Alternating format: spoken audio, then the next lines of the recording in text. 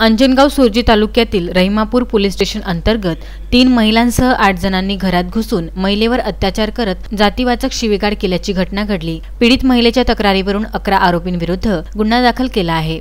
प्राप्त माहितीनुसार सर्व कथित पीडितेच्या घरी पोहोचून आई घरात आहे काय, जागेच्या फेरफारबाबत बोलायचे आहे असे सांगत घरात घुसून जातीवाचक शिवीगाळ करत ओढताड केली व आडीपाडीने बळजबरीने केल्याची घटना घडली। पीडितेने तात्काळ पोलीस स्टेशन गाठत घटनेची तक्रार दिली।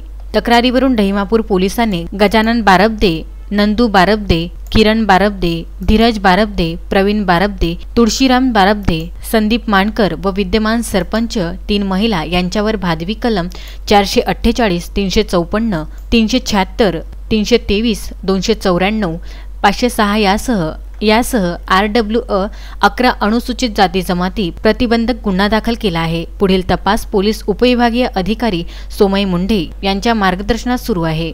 रवींद्र वानखडे, विदर्भ न्यूज, अंजनगाव सुर्जी।